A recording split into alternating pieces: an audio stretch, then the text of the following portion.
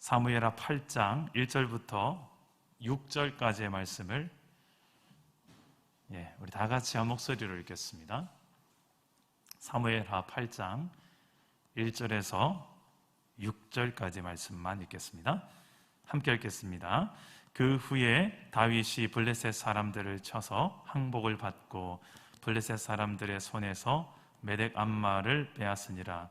다윗이 또 모압을 쳐서 그들로 땅에 엎드리게 하고 줄로 재어 그 두 줄 길이의 사람은 죽이고 한 줄 길이의 사람은 살리니 모압 사람들이 다윗의 종들이 되어 조공을 드리니라.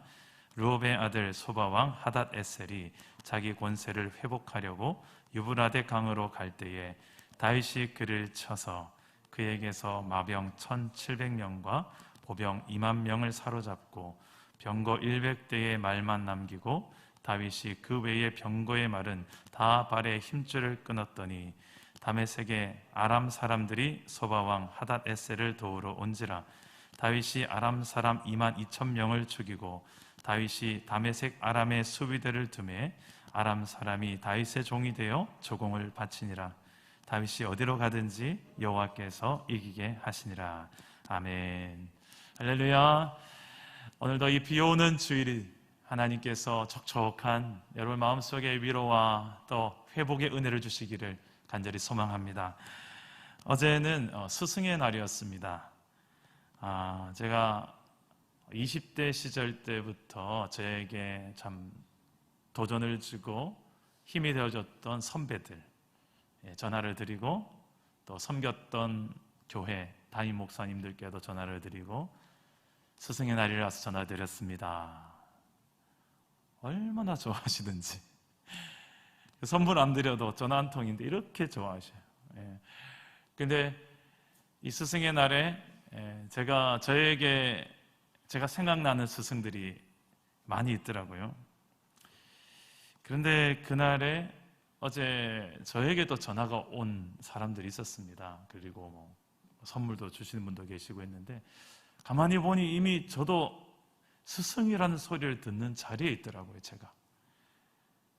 그러면서 살짝 제가 생각을 좀 많이 하게 됐습니다. 나는 과연 어떤 스승인가? 동시에 나는 어떤 제자로 살고 있는가? 나의 가장 좋은 스승 되시는 예수 그리스도의 제자로 내가 살고 있는가? 스승을 생각나게 하는 제자로 살고 있는가? 이런저런 참 고민들이 많았던 어제 하루였습니다. 그런데 현실에 부딪히는 저의 모습들은 참 많이 아쉬운 것들이 너무 많은 거예요. 내가 봐도 내가 아쉬운 내 모습. 내가 예수님의 제자입니다 라고 말하기에 스승의 이름에 스승의 얼굴에 먹칠을 하진 않을지 참 이런저런 고민이 드는 저의 연약한 인격과 저의 부족함들을 참 많이 돌아보게 되는 하루였습니다. 많이 서투르고 많이 덤벙대기도 하고 많이 놓치는 것도 많고 어떻게 제가 이렇게 23, 4년을 목회자로 사역을 할 수 있었을까? 내가 봐도 내가 너무 부족하고 형편없는데 정말 100% 은혜더라고요. 나의 스승 되신 주 예수 그리스도의 은혜로 왔더라고요. 그 은혜가 있기에 또 내일을 향하여 나아가자. 지금까지 내 모양 내 꼬라지를 내가 아는데 내가 얼마나 부족한 사람인지 내가 아는데 그럼에도 불구하고 주님이 내 인생 가운데 떠나지 않고 나를 붙드시고 함께 하신 그 은혜가 어제 너무 막 물밀듯이 들어오는 거예요. 그래서 정말 예수님께 이 노래를 불러드리고 싶었습니다. 스승의 은혜는 하늘 같아서 우러러볼수록 높아만. 오늘 아침에 우리 성도님 중에 한 분이 저에게 카톡이 왔어요.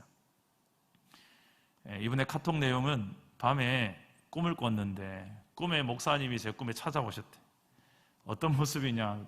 성도님들이 다 같이 단체 사진을 막 찍는데 웃고 즐거운데 목사님 혼자 울고 있더래.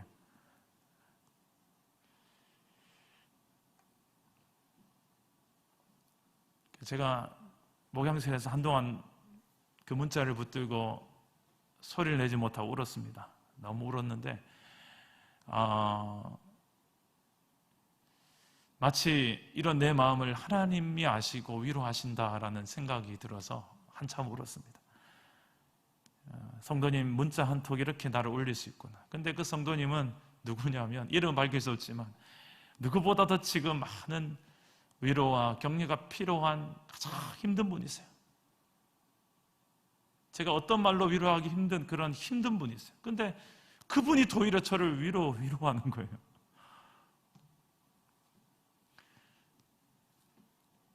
그런 좀 특별한 어제와 오늘 아침이었습니다. 이런 힘겨운 우리 공동체 전체가 좀 힘든 시기를 지나면서 정말 위로를 받아야 될 분이 오히려 위로하는 이 모습들을 너무 많은 곳에서 보고 있어요.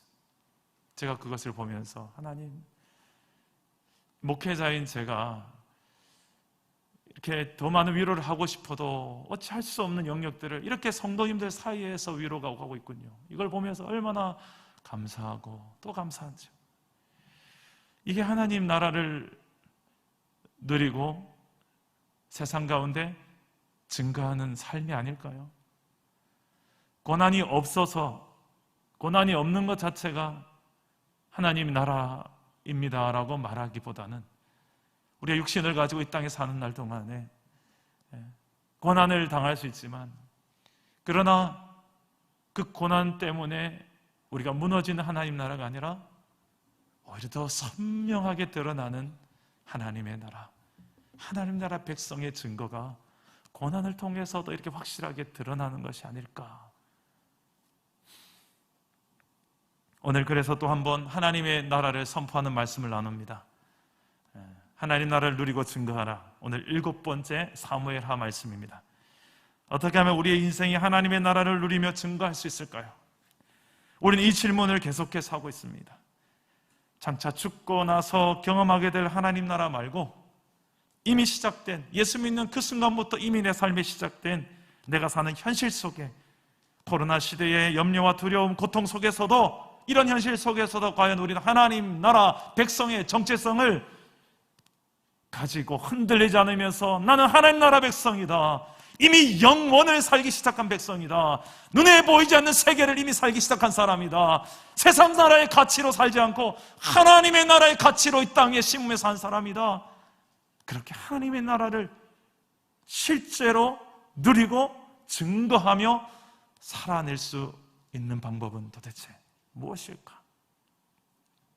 성경 속에 나타난 하나님 나라의 원리들을 오늘 말씀 속에서 또 한번 찾았으면 좋겠습니다. 오늘 말씀 속에 하나님 나라의 그 좋은, 백성의 좋은 모델이 되는 이 다윗의 신앙을 통해서 우리 한번 살펴보고자 합니다. 우리 다 같이 한번 따라해 봅시다. 하나님의 약속을 붙들라. 하나님의 약속을 붙들라. 1절 말씀을 다 같이 한번 읽어봅시다. 시작. 그 후에 다윗이 블레셋 사람들을 쳐서 항복을 받고 블레셋 사람들의 손에서 메덱 암마를 빼앗습니다. 자, 오늘 말씀 보니 첫 단어가 그 후에. 자, 이런 단어가 나오면 항상 주의해서 보셔야 됩니다. 그 후에 하면 언제 후라는 말일까? 그거 한번 찾아보고 그 다음 말씀을 보시면 왜 이런 단어들이 나오는지 이해가 되지요. 그 후는 언제 후를 말할까요? 사무엘하 바로 앞장 7장 내용을 말합니다. 그 7장에 어떤 사건이 있을까요? 하나님께서 다윗에게 언약을 주십니다. 약속을 하십니다. 무엇을요? 너와 너의 가정, 너의 집안, 너의 왕조를 내가 영원하게 하리라 라는 약속, 언약을 맺어버리십니다. 다윗은 그 약속 앞에 감사함으로 그 약속을 붙들고 하나님 앞에 기도합니다. 이런 복을 내게 주옵소서. 그래서 7장 16절 말씀, 하나님이 어떤 약속을 주시는지 한번 볼까요? 같이 우리 7장 16절 시작. 네 집과 네 나라가 내 앞에서 영원히 보존되고 네 왕위가 영원히 견고하리라 하셨다. 자, 하라. 다윗 언약이라는 것이 여기서 나옵니다. 하나님께서 다윗에게 주신 언약, 아브라함 언약, 아브라함이 주신 언약, 오늘 말씀은 다윗에게 주신 언약이에요. 이 다윗은 이 언약을 받고 하나님께 겸손히 아뢰입니다. 내가 이 은혜, 내가 뭐라고 이런 은혜를 받습니까? 그러고 나서는 감사함으로 하나님께 찬양하고 나아가 믿음으로 간구합니다. 이게 그대로 성취되게 하옵소서. 7장 29절 말씀 우리 자막을 보시고 한번 읽어봅시다. 29절 시작. 이제 청하건대 종의 집에 복을 주사 주 앞에 영원히 있게 하옵소서. 주 여호와께서 말씀하셨사오니 주의 종의 집이 영원히 복을 받게 하옵소서 하니라. 자, 다윗은 하나님 앞에 영원히 거하며 사는 것, 이것을 복으로 여겼어요. 세상에 부귀영화가 복이 아니라 하나님 앞에서 영원히 사는 것, 이것을 나와 내 집안에 이 복을 누리게 하옵소서.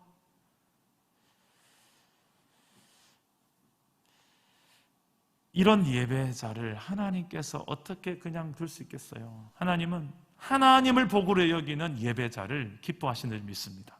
오늘 예배 가운데서도 이런 좀 예배자들의 마음이 우리 안에 있었으면 좋겠어요. 7장의 이 다윗 언약이 다윗의 기도로 또한 하나님께서 또 구했던 기도의 간구가 그대로 8장 1절로 넘어오면 그대로 성취가 되고 응답이 이루어집니다. 바로 첫 절에서부터 그 약속의 성취로 보시면 됩니다. 그 언약이 어떻게 성취되어 가는지를 8장에 쭉 나열해 놓는데 내용은 이렇습니다. 이스라엘을 중심으로 해서 동서남북 이웃 나라들을 모두가 다 다윗 왕국이 다 이렇게 섭렵을 합니다. 다 정복합니다. 동쪽에는 모압, 서쪽에는 블레셋, 남쪽에는 에돔, 북쪽에는 하다데셀, 다메섹의 아람까지 다윗이 어디로 가든지 하나님이 함께 하시면서 이기게 하십니다. 6절 말씀 보니까 다윗이 어디로 가든지 여호와께서 이기게 하시니라. 할렐루야. 이 언약의 성취를 8장에서 이렇게 이야기하는 거예요. 네가 어디로 가든지 가봐라. 내가 너와 함께하며 이기게 할 것이다. 예전에 한 선교사님이 하나님께 이렇게 기도했답니다. 하나님, 오늘은 어디로 가서 복음을 전할까요? 어떻게 복음을 전할까요? 질문했더니 하나님께서 이렇게 응답하셨답니다. 네가 어디로 가든지 내가 너와 함께하리라. 우린 하나님께 하나님 어디로 갈까요? 구하는데 하나님은 네가 어디로 가든지 난 너와 함께하는 사람이 존재다. 이것보다 더 든든한 약속이 어디 있습니까? 하나님은 7장에 약속했던 그 약속을 그대로 8장에 성취하시는 대목을 보여주는데 다윗이 가는 모든 곳 동서남북 어디로 가든지 여호와께서 함께 하시며 함께 하시는 그 증거가 이기게 하신다, 승리케 하신다. 이 영적 전쟁에서 어디로 가든지 어떤 상황을 만나든지 어떤 공격을 당하든지 이기게 하시니라. 할렐루야. 이 언약의 성취가 오늘날 예수 믿는 저와 여러분에게까지 그대로 오게 된 줄 믿습니다. 예수 믿는 저와 여러분, 우리가 하나님의 백성이 된다는 것은 이런 의미예요. 내가 너를 떠나지 않고 너와 함께 하리라. 너를 통해 이기게 하리라. 이 언약의 성취는 다윗 언약의 성취이기도 하지만 나아가 그 훨씬 이전에 아브라함의 언약의 성취이기도 합니다. 창세기 15장 18절 말씀에 하나님은 아브라함과의 언약 이렇게 말씀하셨지요. 우리 함께 자막을 보고 읽어볼까요? 시작. 그날에 여호와께서 아브라함과 더불어 언약을 세워 이르시되 내가 이 땅을 애굽 강에서부터 그 큰 강 유브라데까지 네 자손에게 주노니. 자, 유브라데 강까지 네 자손에게 주리라 한 약속이 이미 그 이전에 아브라함 시절에 아브라함에게 했던 약속인데 오늘 말씀 3절에서 성취가 됩니다. 하나님은 약속을 반드시 성취하시는 분이십니다. 성경 66권에 기록되어진 모든 약속의 말씀들이 지금도 이루어지고 있고 이루어가고 계십니다. 그리고 예수 믿는 저와 여러분의 인생을 통해 하나님의 그 나라의 역사들이 어떻게 이루어지는가? 약속의 성취. 하나님은 약속하시고 이루시고 약속하시고 이루시고 그래서 66권이라는 이런 놀라운 하나님의 계시의 책까지 우리에게 주시면서까지 약속을 확신하도록 주신 거예요. 나는 약속의 하나님이다. 나는 언약의 하나님이다. 그 약속을 통해서 너희를 통해 일하는 나를 믿도록 하고 확인하게 하고 확증하게 할 것이다. 우리가 그래서 날마다 성경을 붙드는 이유가 여기에 있어요. 내 신앙의 열심과 경험으로, 경력으로, 노하우로 신앙생활하는 거 아니에요. 그 사람은 백발백중 조문 못 가서 시험 들어 넘어질 확률이 높습니다. 우리는 다른 것에 어디에 뿌리를 두고 힘을 두는 것이 아니라 하나님의 약속의 말씀을 붙드는 신앙인 되기를 주님의 이름으로 축복합니다. 우리는 다윗이 이렇게 승리하고 잘되는 대목, 이 잘되는 대목만 보면 우리가 아멘, 나도 이렇게 되기 원합니다 라고 말할지 모르겠지만, 다윗의 인생을 뒤돌아보면, 통으로 보면 지금은 비록 잘 돼 있지만 사무엘 앞으로 좀 가보세요. 얼마나 많은 상에서 자기를 죽이려고 쫓아오는 사울에게 쫓겨서 10년의 세월 동안에 고생을 하잖아요. 그 힘겨운 세월 속에서도 아멘, 하나님이 그런 상황 속에서도 그 언약은 신실하게 지금 진행되고 있습니까? 할 때 아멘. 여러분, 이렇게 말할 수 있는 신앙이 있으십니까? 아니면 잘 되고 나야지 아멘, 이게 하나님 함께 하시는 거죠. 그렇게 말하는 내 모습입니까? 이번 코로나로 인해서 공동체가 어려움을 겪으면서 많은 공동체 성도님들, 제가 정말 감사했던 것은 대부분 이 힘겨운 시절, 세월이 힘겨운 시간을 지나면서 누군가를 원망하고 정죄하기보다 하나님, 결국은 잠시 마음이 어렵고 우리가 인간이 연약한지라 그럴 수 있죠. 저도 처음엔 하나님 앞에 왜요 하나님, 왜요 우리가 이러려고 분리개척하겠습니까? 별의별 원망이 다 들더라고요, 처음엔. 그런데 나도 내가 차라리 저 병원에 들어가게 하시지, 이건 무슨 고통입니까? 너무너무 힘겨운 마음들로 그렇게 하루하루 정말 사는 게 진짜 죽는 것처럼 그런 고통의 하루하루를 보내게 하시더라고요. 왜요? 여러분, 이런 상황 속에 그런데 하나님께서 저에게 말씀으로 찾아오셨어요. 시편 23편 4절 말씀에 내가 사망의 음침한 골짜기로 다닐지라도 해를 두려워하지 않을 것은 주께서 나와 함께 하심이라. 주의 지팡이와 막대기가 나를 안위하시나이다. 사망의 음침한 골짜기를 제가 지나고 있더라고요.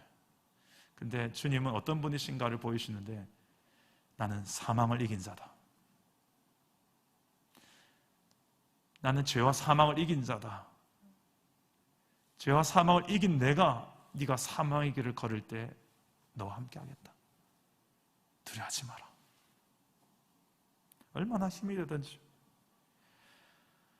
고통의 터널을 지나는 성도들 전화할 때마다, 한 번 전화할 때마다 이 고통을 듣고 나누고 기도하다가 또 제 안에 또 말씀으로 찾아오시는 게 로마서 12장 15절 말씀에 즐거워하는 자들과 함께 즐거워하고 우는 자들과 함께 울라. 우리 교회가 세상에 고통하는 자들과 함께 고통할 수 있고 우는 자들과 함께 울 수 있는 교회가 되어야 되겠구나. 고통을 배우면서 고통하는 자들에게 필요한 위로가 무엇이고, 고통을 당하고 있는 고통의 터널을 지난 자들과 함께 어떻게 함께 해주는 것이 정말 저들에게 위로가 되고 도움이 되는지를 배우게 하시더라고요. 수많은 미화의 말들이 아니더라고요. 그러다가 얼마 전에 새벽기도 알람 울리기 전 5분 전에 알람보다 먼저 주님께서 저를 깨우셨습니다. 네 발이 멈추는 그곳까지 내가 너와 함께하리라. 번뜩 눈이 깼는데 보니까 알람 5분 전이더라고요. 그때 제 머릿속에 떠오르는 말씀, 마태복음 28장에 하늘과 땅의 모든 권세를 내게 주셨으니 그러므로 너희는 가서 모든 민족을 제자로 삼아 아버지와 아들과 성령의 이름으로 세례를 베풀고 내가 너희에게 분부한 모든 것을 가르쳐 지키게 하라. 볼지어다 내가 세상 끝날까지 너희와 항상 함께 있으리라. 저는 이 말씀이 그냥 심장이 팍팍 박히더라고요. 고난은 하나님의 확성기다, 메가폰이다. 정말 맞더라고요. 평소에 늘 알고 암송했고 묵상했던, 큐트했던 말씀들이 고난의 순간에 얼마나 피부로 와닿던지. 하나님은 약속의 하나님이십니다. 아멘. 약속을 주시고 그 약속을 반드시 이루시는 분이십니다. 내 인생에 평탄한 순간만이 아니라 잘 될 때 말고, 그때만 말고, 아무리 생각해도 왜 이런 내 고난이 임했는가 이해가 되지 않는 그 순간, 그런 속에서도 하나님의 약속만 내가 붙들 수 있다면 우리는 영적 전쟁에서 승리해낼 줄 믿습니다. 가는 모든 곳마다 하나님께서 이기게 하실 줄 믿습니다. 둘째로, 하나님 나라를 누리고 증가하는 삶은 그 무엇보다도 하나님을 가장 의지하는 믿음에 있습니다. 따라서 합시다. 하나님을 가장 의지하라. 하나님을 가장 의지하라. 3절과 4절 말씀 우리 여러분 함께 읽어주시겠습니까? 시작. 르홉의 아들 소바왕 아닷에셀이 자기 권세를 회복하려고 유브라데 강으로 갈 때에 다윗이 그를 쳐서 그에게서 마병 1700명과 보병 2만 명을 사로잡고 병거 100대의 말만 남기고 다윗이 그 외의 병거의 말은 다 발의 힘줄을 끊었더니. 자, 다윗은 자신의 모든 전쟁 속에서 승리의 이유가 내 힘이다 라고 고백하지 않습니다. 생각하지 않습니다. 6절 말씀에 다윗이 어디로 가든지 여호와께서 이기게 하시니라. 어디로? 저도 경상도 사람인가 보네. 자꾸 어디로 다윗이 어디로 가든지. 우리 셀리더 모임 할 때 한 분이 어디로 가든지 하길래 한참 웃었습니다. 다윗이 어디로 가든지 여호와께서 이기게 하시니라.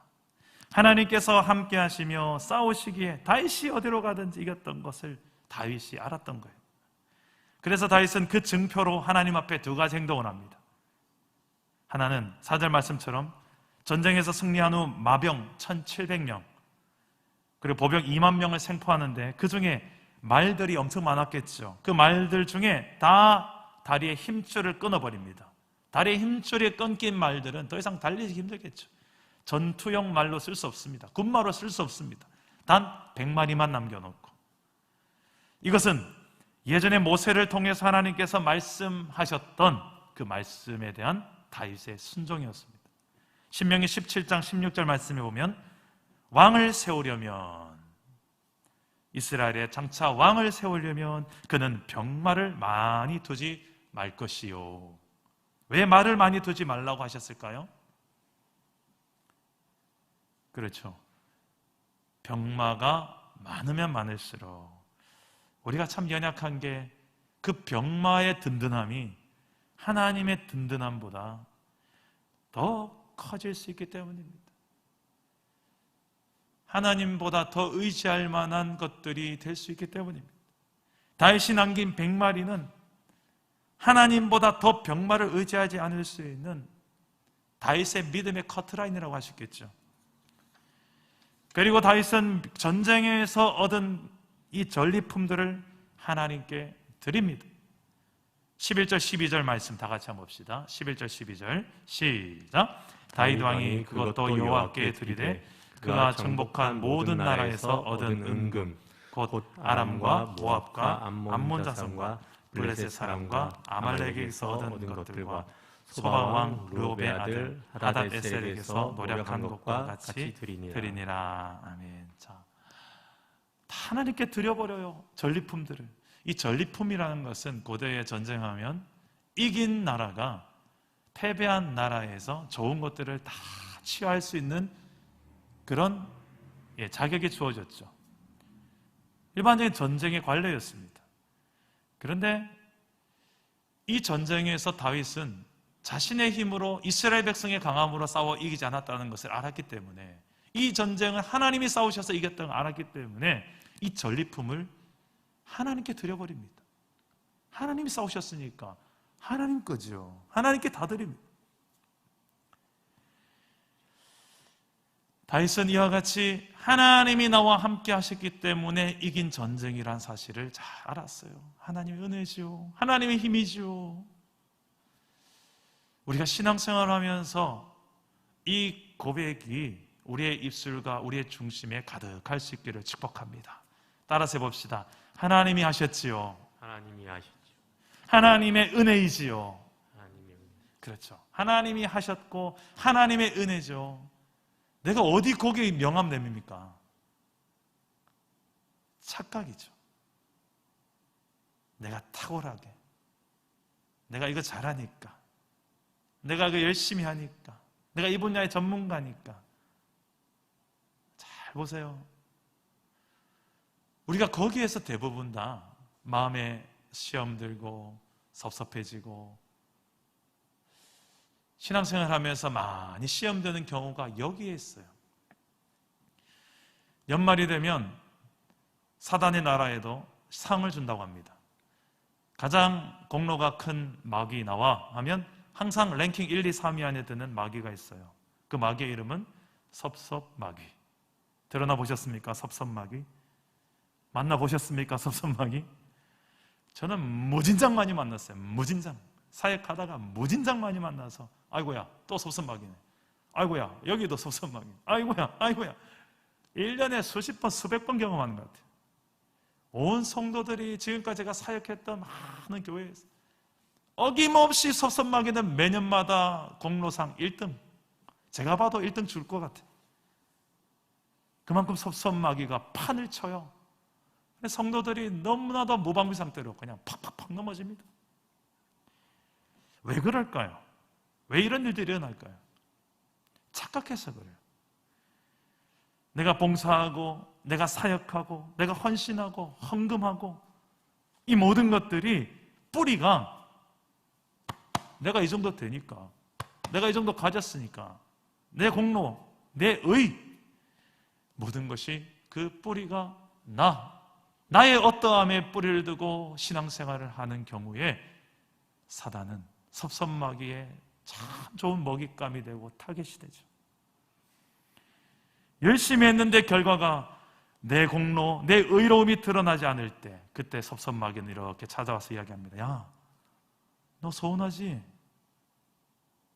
야, 섭섭하지 않아? 솔직히 생각해봐. 니 그렇게 열심히 봉사하고 니 그렇게 열심히 헌신했는데 이게 뭐니? 아무도 너의 수고를 모르는 것 같은데?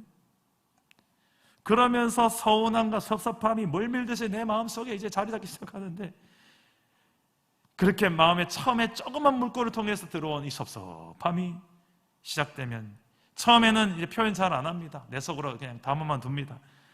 그러다가 어느 날 한 사건이 생기면 폭발해버리기도 하고, 또 나랑 또 비슷한 또 섭섭함이 있는 성도를 만났을 때 입을 맞추고 마음을 맞추고 함께 섭섭함과 서운함을 나누다 보니 그 순간 잠시 위로가 되긴 하지만,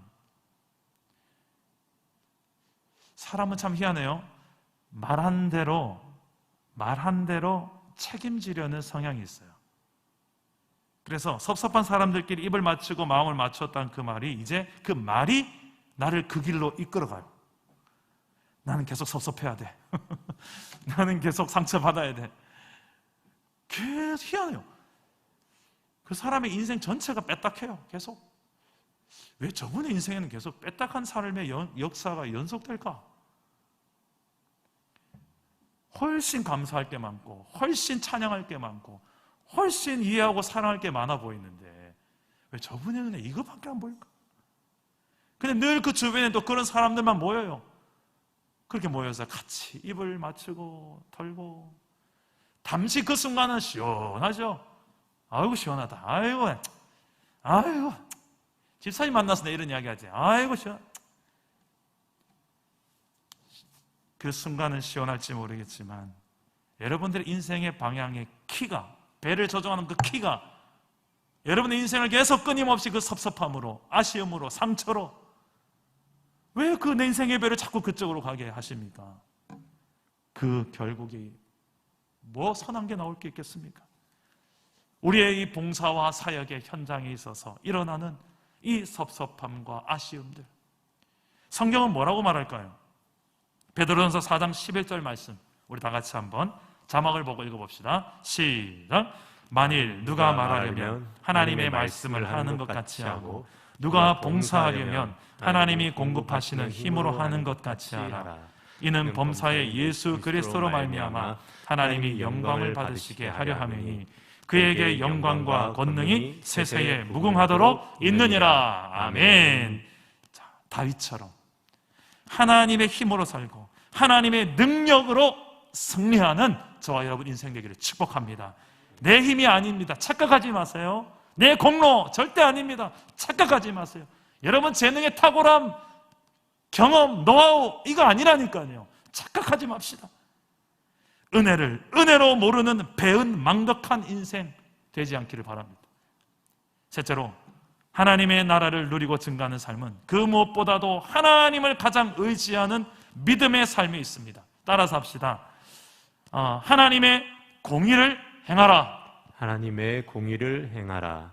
우리 15절에서 18절까지의 말씀인데요, 우리 다 같이 한 목소리 읽겠습니다. 시작. 다윗이 온 이스라엘을 다스려 다윗이 모든 백성에게 정의와 공의를 행할세. 스루야의 아들 요압은 군사령관이 되고, 아일루스의 아들 여호사밧은 사관이 되고, 아이두베의 아들 사독과 아비아달의 아들 아히멜렉은 제사장이 되고, 스라야는 서기관이 되고, 여호야다의 아들 브나야는 그렛 사람과 블렛 사람을 관할하고, 다윗의 아들들은 대신들이 되니라. 아멘. 자, 다윗은 백성들을 다스릴 때에 원칙이 있었습니다. 그게 뭐냐? 하나님의 공의. 하나님의 공의. 이 하나님의 속성 중에 참 많죠. 사랑, 거룩, 그리고 공의, 신실하심 등등 있는데, 그 하나님은 이런 분이십니다라고 말할 때 절대 뺄 수 없는 속성 중에 하나가 공의예요. 하나님의 나라는 공의가 실행되는 나라입니다. 그 공의라는 잣대 기준이 없으면 하나님 나라는 무법천지가 되겠죠. 세상 나라와 별 다를 바 없는 것이 어떻게 하나님 나라를 하시겠습니까? 하나님 나라는 선명하게 하나님이 기준이 되어서 무엇이 의고 무엇이 불의인지 하나님께서 정확하게 하나님의 의가 실행되는 것이 바로 하나님의 나라입니다. 그래서 그분의 통치와 다스림을 인정하고 받아들일 줄 아는 사람들이 하나님의 백성이에요. 다윗이 그렇게 살았어요. 자신의 기준보다 하나님의 기준으로, 자신의 의로움보다 하나님이 뭘 의롭다 여기시는지를 알고 살았던 인생이 바로 다윗이었습니다. 사람을 세울 때에도 다윗은 그런 기준을 가지고 사람을 세웠던 것입니다.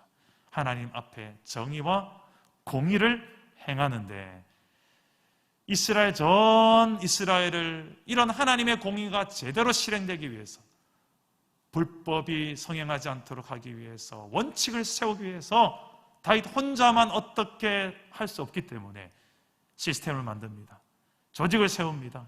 기준을 세웁니다. 담당자들을 세웁니다. 팀을 만듭니다. 이렇게 만들어내는 다윗의 그 중심에는 뭐가 있냐면 하나님의 공의가 제대로 실행되게 하기 위해서. 그 중에 핵심 중에 하나가 뭐냐면 사람을 세우는 거였어요. 인사가 만사다라는 말 혹시 들어보셨습니까? 인사. 사람을 세우는 것, 곧 인사가 곧 모든 만사를 잘 풀리게 만드는 것이다 라는 말입니다. 좋은 인재를 잘 뽑아서 적재적소에 배치하는 것이 모든 일을 잘 풀리게 하고 순리대로 돌아가게 하는 것을 의미합니다.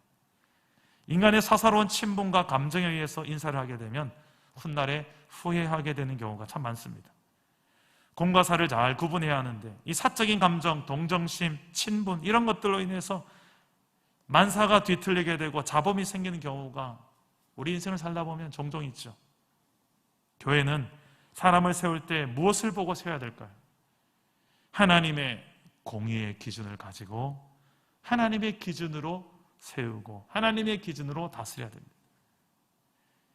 누가 봐도 저 사람 아닌데 친하다고 세워주고 친하다고 봐주고 사적인 이득으로 목적으로 공적인 자리에 세운다는 것은 엄청난 위험 부담을 안는 거죠.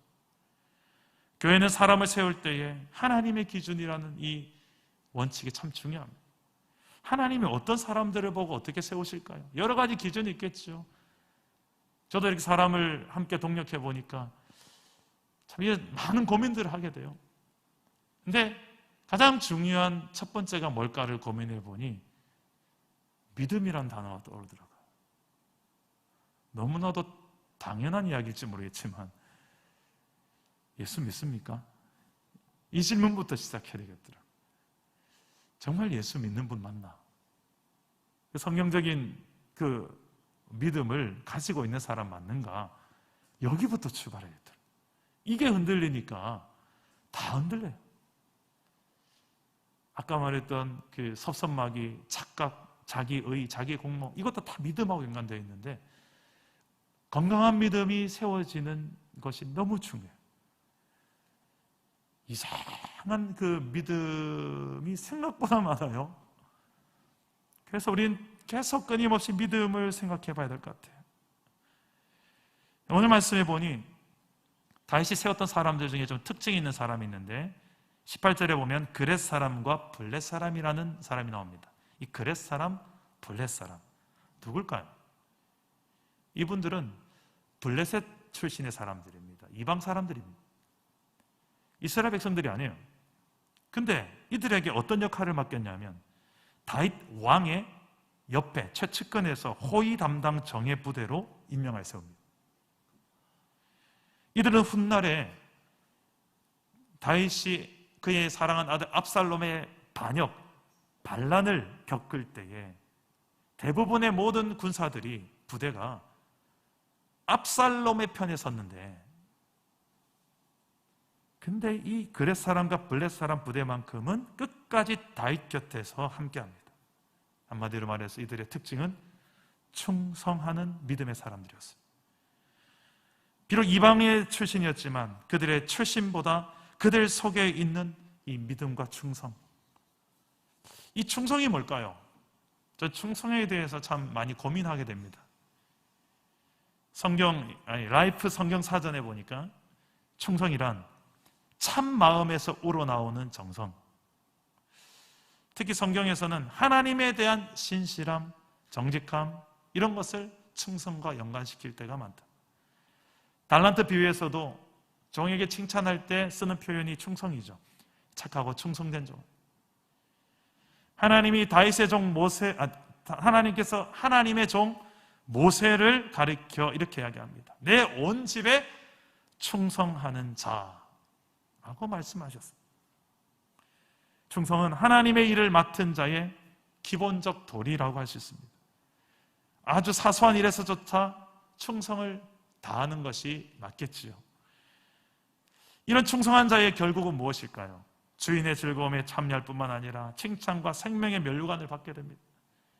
불리한 상황 속에서도 충성된 자들은 흔들리지 않는 자들입니다. 내게 더 이상 얻을 이익이 없을 때에도 끝까지 마음 변치 않고 우직하게 주인을 향하여 그 마음을 지키고 행동과 말을 지켜내는 사람이 참 충성된 사람입니다. 여러분들은 충성된 종인 것 같습니까? 어떻습니까? 하나님 앞에 나는 어떤 충성된 사람입니까? 어떻게 우리는 그런 충성을 알 수 있을까요? 요한일서 4장 20절 말씀에 보면 누구든지 하나님을 사랑하노라 하고 그 형제를 미워하면 이는 거짓말하는 자니 보는 바 그 형제를 사랑하지 아니하는 자는 보지 못하는 바 하나님을 사랑할 수 없느니라. 이 사람을 미워하면서 하나님 사랑합니다. 거짓말하지 말라고. 보이는 이 형제도 사랑 못하는 게 무슨 하나님 사랑한다. 거짓말하지 마라. 이와 같은 원리로 보면 이 사람과의 관계에서 하나님과의 관계도 좀 보여요. 사람과의 관계에서 신실하지 않은 사람, 성실하지 않은 사람, 충성되지 않은 사람, 하나님의 관계에서도 그럴 확률이 높습니다. 여러분들의 충성을, 하나님 앞에 충성을 여러분 가까운 여러분의 삶 속에서 얼마나 신실하게 지켜내고 있습니까? 여러분 가정에서, 여러분 남편에게, 아내에게, 자녀 앞에, 야, 하나님 이런 분이야. 하나님은 신실하신 분이야. 근데 아빠는요, 여러분들 혹시 그런 모습은 아닌가요? 여러분 주변의 사람들에게 그대로 반사되어서 돌아오는 그것이 곧 나예요. 객관화된 나를 보세요. 부정할 수 없어요. 이게 난데 어떻겠어요? 그냥 그대로 받아들이세요. 그게 내가 사는 길이에요. 회복되는 길이에요. 자존심 상해도 어쩔 수 없어요. 이게 난데 어떻겠어요? 내 충성의 수준 꼬라지가 이건데, 예? 무슨 핑계를 대고 변명을 되겠습니까? 이게 난데. 거창하게 하나님 앞에 나는 거룩한 척하고 막 충성된 척 하는데, 내 가까운 사람들 앞에 하는 걸 보라니까요. 사람을 세울 때 정의와 공의로 세운다는 것, 공동체를 정의와 공의로 다스린다는 것, 내 삶에 하나님의 공의가 실행된다는 게 너무 거창하게 생각하지 맙시다. 내게 주어진 내 일상 속에, 내 주어진 관계 속에 한 사람 한 사람에게 대할 때 하나님의 공의와 하나님의 신실하심, 하나님의 그 성실하심이 얼마나 드러나고 있는가? 이 그렛 사람과 블렛 사람의 이 충성된 이 믿음, 여러분들이, 저와 여러분들 안에 있기를 소망합니다. 이 충성을 누구에게 배울 수 있을까? 저는 우리의 영원한 스승 되시는 예수님께 배울 수 있어요. 빌립보서 2장 8절에 보니 십자가에 죽기까지 하나님 앞에 순종했던 예수님이 나옵니다. 바로 충성의 모범이 여기에서 저는 묵상이 돼요. 예수님은 죽기까지 순종하시고 또 충성하셨는데 그 힘이 도대체 어디서 나올까? 빌립보서 2장에 등장한 예수님은 한마디로 겸손의 왕이었습니다. 다 같이 우리 빌립보서 2장 5절에서 8절 말씀을 우리 마지막으로 한번 읽어봅시다. 다 같이 읽어보겠습니다. 시작. 너희 안에 이 마음을 품으라. 곧 그리스도 예수의 마음이니 그는 근본 하나님의 본체시나 하나님과 동등됨을 취할 것으로 여기지 아니하시고 오히려 자기를 비워 종의 형체를 가지사 사람들과 같이 되셨고 사람의 모양으로 나타나사 자기를 낮추시고 죽기까지 복종하셨으니 곧 십자가에서 죽으시리라. 아멘. 이 죽기까지 순종하심으로 충성된 자의 믿음의 백성에 가야 될 길을 제대로 모범으로 모델로 보여주신 예수님. 주님은 그런 닮은 우리의 스승 되신 주 예수를 닮은 충성된 종으로 우리의 삶에도 정말 십자가에서 죽기까지 순종하는 제자에게 너무 거창하게 이야기하지 맙시다. 뭐 십자가에 죽기까지 하나님 우리에게 기대도 안 하실 것 같아요. 거기까지 가지도 않고 그냥 여러분 우리의 생활 속에, 그냥 일상 속에, 지금의 내 삶 속에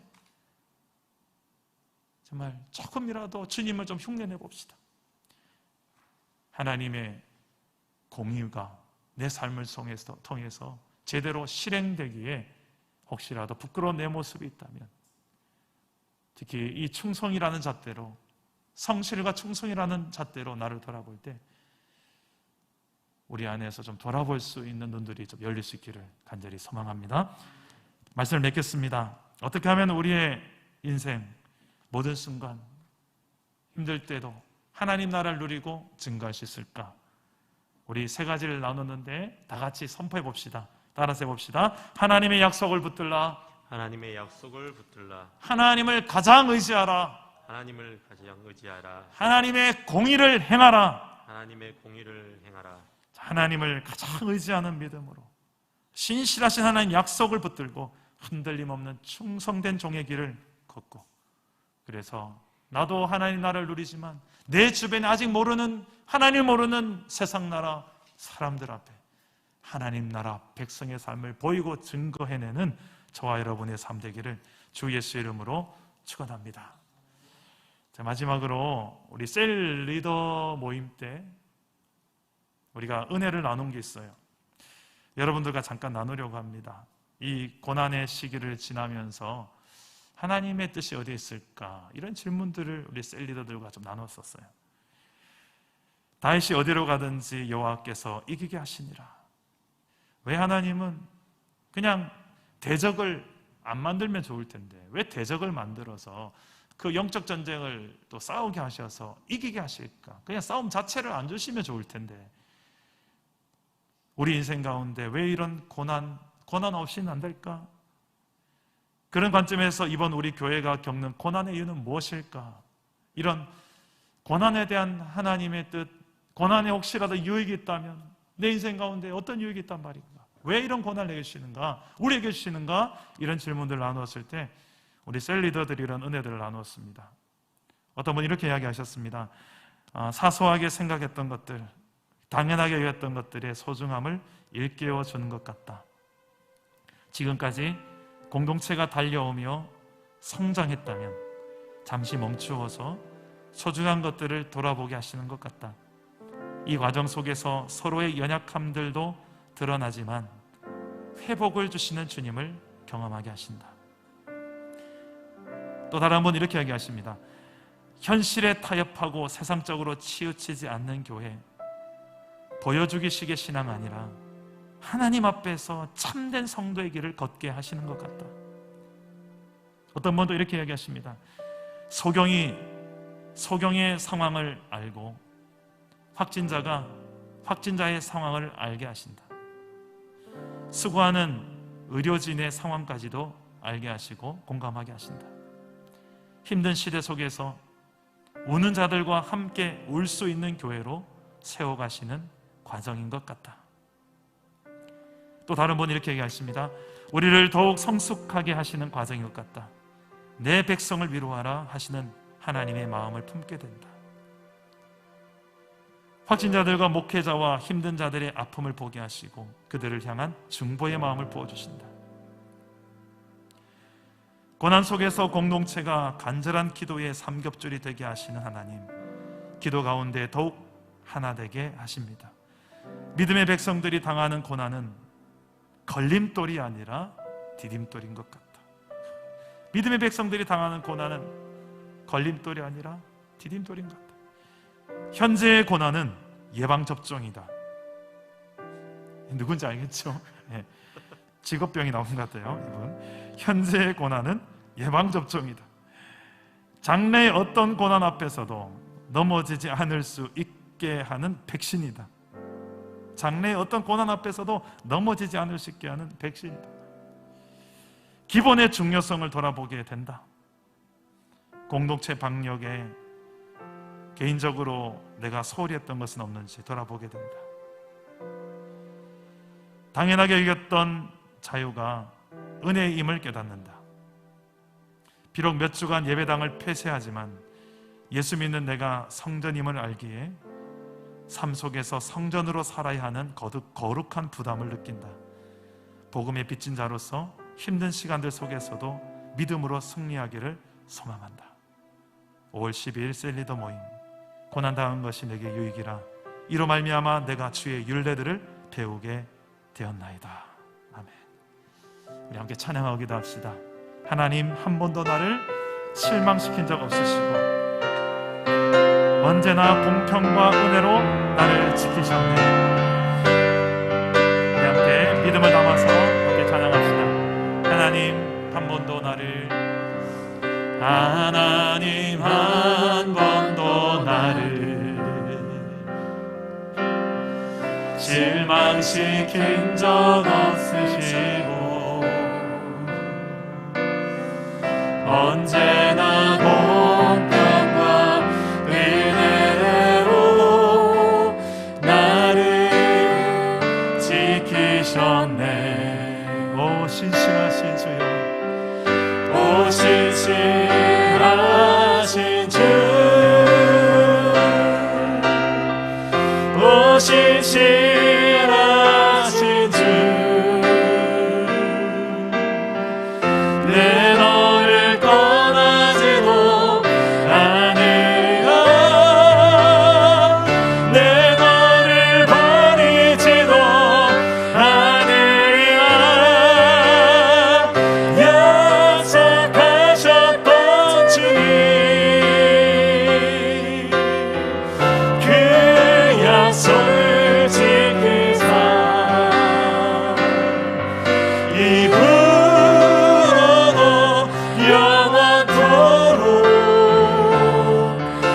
나를 지키시리라 확신하네.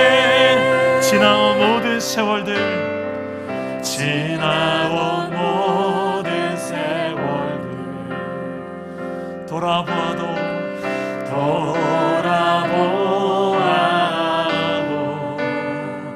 그 어느 것 하나 주의 손길 안 미친 것 전혀 없네. 하나님은 신실하십니다. 오 신실하신 주, 오 신실하신 주, 내 너를 떠나지도 않으리라, 내 너를 버리지도 않으리라. 약속하셨던 주님, 그 약속을 지키사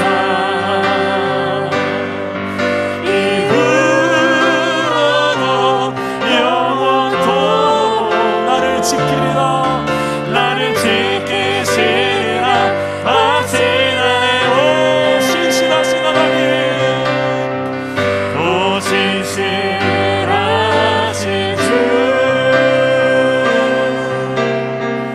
오 신실하신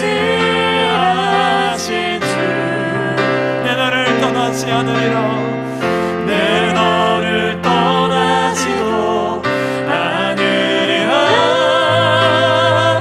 내 너를 버리지도 않으리라. 약속하셨던 주님, 그 약속을 지키사 이후로도 영원토록 나를 지키시리라 확신하네. 기도합시다. 오늘 말씀을 붙들고 기도합시다. 하나님의 이 성경 66권을 통해 내게 주신 약속의 말씀들, 어느 때보다 이 힘겨운 시대에 더 그 약속이 선명하게 드러나고 내 마음속에 힘이 되어지는 말씀 되게 달라고 기도합시다. 그리고 그 무엇보다도, 병마보다도, 물질보다도, 힘 있는 사람보다도 하나님을 가장 의지할 수 있는 믿음으로 살게 달라고, 내 힘과 공로로 사는 자가 아니고 하나님의 은혜로 불이 박은 사람, 하나님의 그 의에 붙들린 사람으로 하나님을 가장 의지할 수 있는 그런 믿음으로 살게 달라고 기도합시다. 하나님의 공의를 행하면서 하나님 앞에 내 삶이 얼마나 하나님의 기준에 합한 성실한 삶인지, 신실한 삶인지, 하나님의 기준에 내가 맞춰가며 살려 하는지, 그런 하나님께서 인정하시는 충성, 그런 충성된 믿음이 내게 있는지, 내 가까운 내 일상 속에서 내 주변의 모든 사람들 앞에서 나는 어떤 사람입니까? 오늘 우리 말씀 앞에 이 거울 삼아서 우리 자신을 돌아보며 부족하고 연약해도 우리에게 소망이 있는 것은 하나님의 약속이 있기 때문입니다. 다시 한번 그 약속을 붙들고 일어납시다. 회복됩시다. 다시 한 번 더 일어나서 주를 위해서 충성된 믿음의 길을 걸어내는 종이 되게 달라고 저를 따라오기도 하겠습니다. 주여 은혜를 주옵소서, 주여 승리케 하옵소서, 주여 믿음을 주옵소서. 기도합니다. 하나님 아버지, 우리에게 이런 신실한 믿음의 길을 걸어갈 수 있도록 하나님 아버지, 우리에게 하나님 날마다 성령으로 넣으시고 믿음으로 승리하게 하여 주옵소서. 하나님의 약속을 붙드는 믿음이 있게 하여 주옵시고, 세상 그 어떤 힘과 권력과 소유보다 하나님을 더 의지하는 믿음으로 살게 하옵소서. 하나님의 기준, 하나님의 공의를 알고 그 기준으로 내 삶을 다스리고 통치하시고, 또 우리 이 교회와 나라와 민족, 열방을 통치하고 다스려 주시옵소서. 아버지 하나님, 불의한 자들의 아버지 하나님, 지금도 저 행포들을 주님께서 다 알고 계십니다. 주여, 힘의 논리로, 소유의 논리로 연약한 자들을 짓밟고 있는 저 어둠의 세력들을 주님께서 심판하여 주시고 하나님을 두려워하게 하시고 여호와 하나님 앞에 하나님의 공의가 바로 서는 이 땅에 현실되도록 주님께서 공의 하나님을 역사하여 주옵소서. 우리 교회가 하나님의 공의를 드러내는 아버지 그런 기준 되기를 원합니다. 아버지요, 하나님 나를 그렇게 주님의 제자로 사용하여 주옵소서. 십자가에 죽기까지 충성하시고 십자가에 죽기까지 순종하셨던 주 예수 그리스도의 순종을 따라 우리도 주님 닮은 선도에게 걷는 제자가 되기를 소망합니다.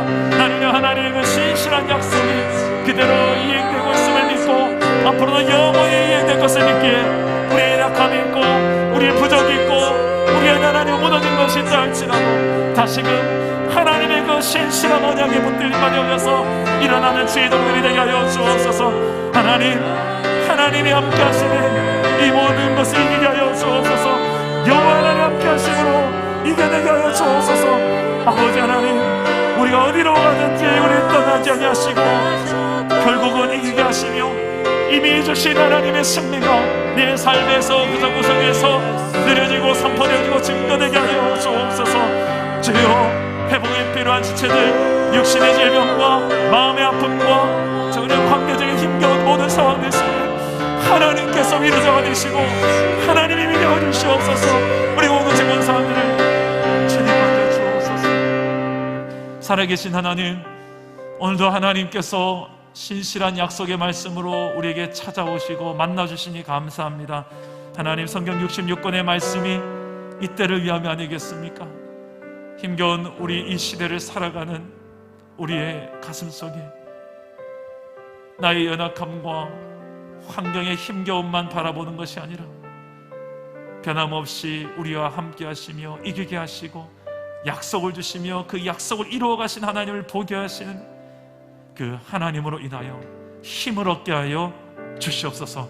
비록 현실은 지금 고난이 끝이 아님을 알게 하시고 이 고난 너머에 고난과 비할 수 없는 하나님이 주시려고 예비해 두신 영광을 보게 하시고 승리를 보게 하시고 축복을 보게 하시고 우리가 하나님의 나라를 보며 나아가는 주의 백성들 되게 하여 주시옵소서.